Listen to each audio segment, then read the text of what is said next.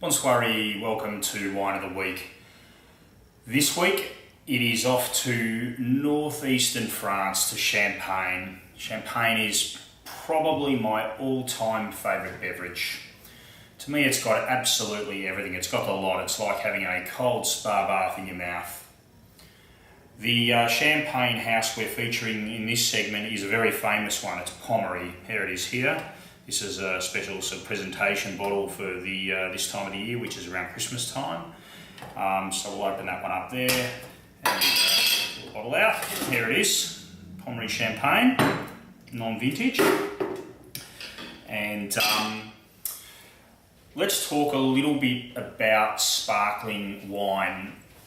The first sparkling wine that has been recorded in France actually wasn't in Champagne itself. It's actually in the south of France, not too far from where I live here, and that was back in about the 15th century or so.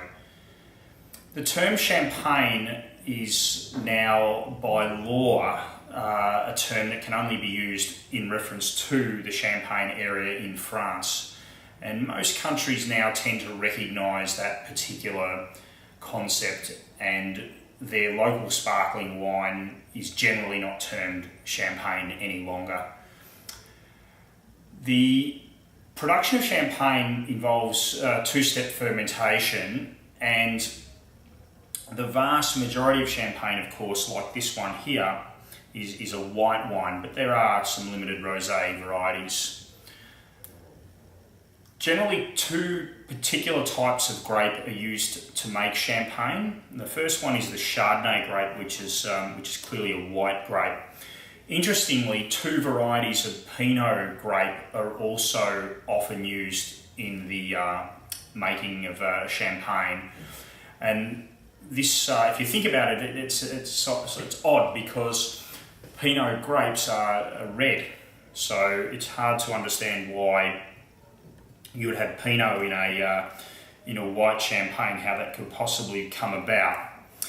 But of course, the trick is that if you peel a red grape, of course, the flesh of the grape underneath the skin is basically a white colour or a straw colour. It doesn't matter whether the skin is, regardless of the colour of the skin, the flesh underneath tends to be more of a straw colour. So the key thing about the impartation of colour into a wine, and champagne illustrates this, is provided the wine isn't exposed to the skin of the grape for very long, it does not impart colour to the wine. And so in other words, you can use red grapes to produce a white wine, and that's what happens with champagne.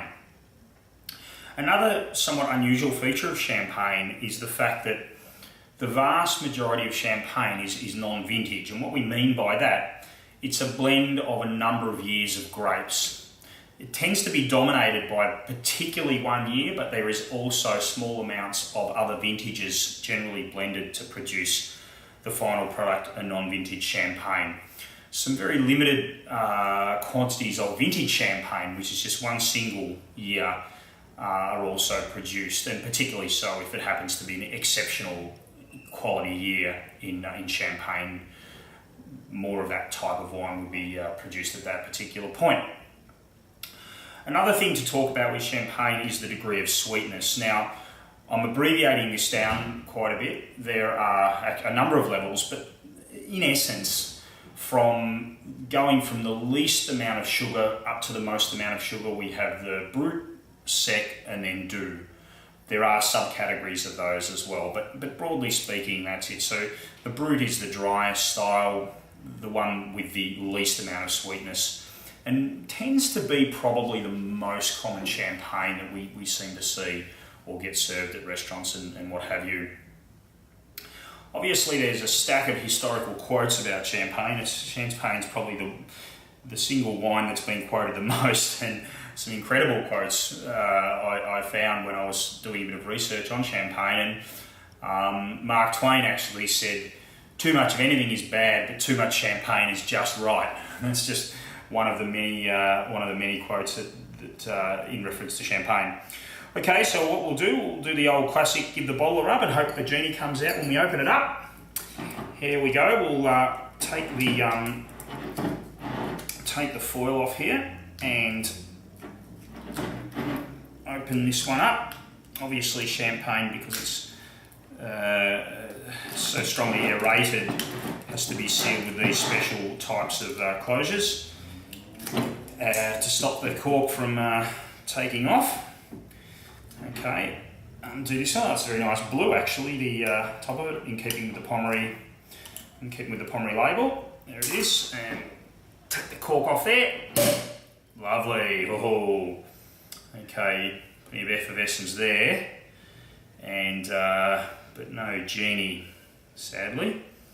But obviously, as you'd expect from one of the most famous champagne houses in the world, and a very good quality cork too goes into these bottles.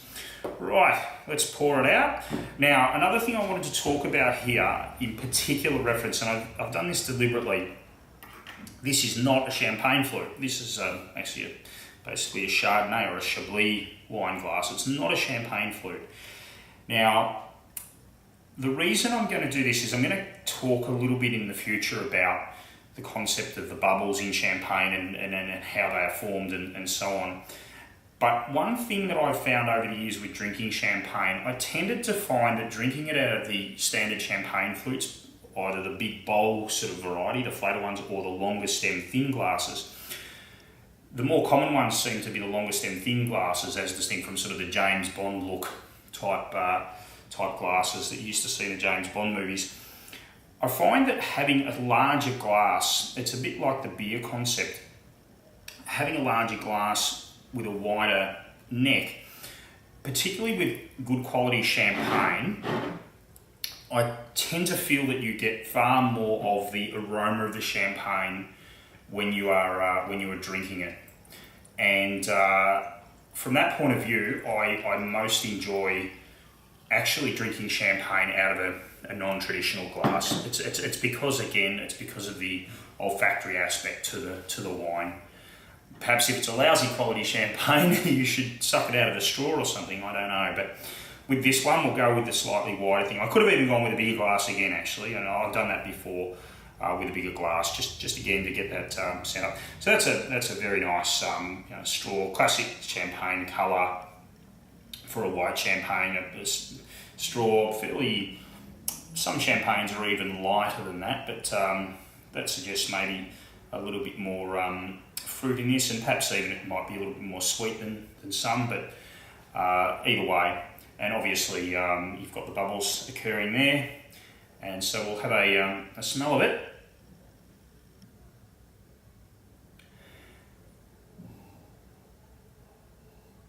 Yeah, again, champagne, there's definitely some fruit, and again, I've said this many times, the alcohol isn't dominating this one, which is I like that idea actually. The alcohol content of this one is 12.5%, pretty standard.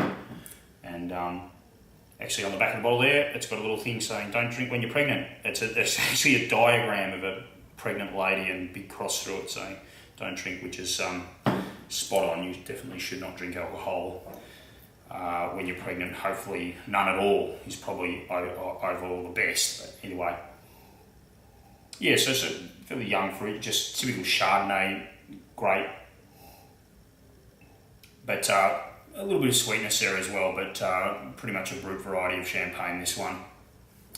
So it's, Brut Royale, there you go. Let's have a taste.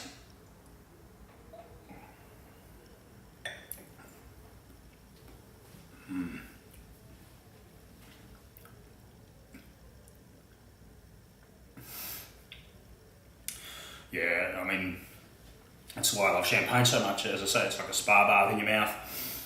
The champagne it's a brut style, so it doesn't have a lot of sweetness about it at all.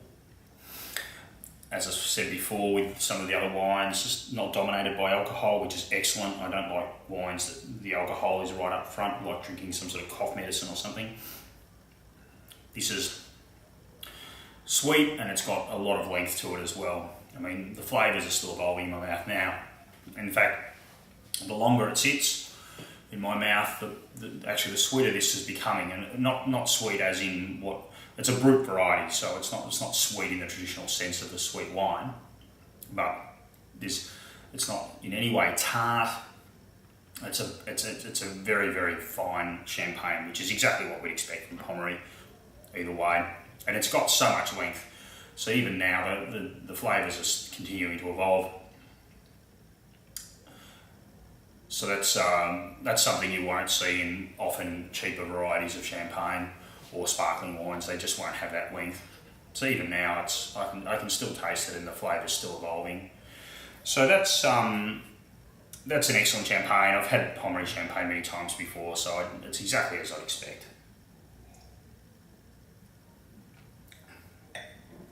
Excellent wine. Can't say much bad about that. Okay, so out of 10, Cristal Champagne we give it 10, and that's probably my all-time favourite. So this is a non-vintage Pommery. It's an excellent wine. Look, it's an 8. And the only reason I'm saying it's an 8 is because Pommery will produce other more exclusive varieties of champagne that would likely score a 9, maybe even up to a 10.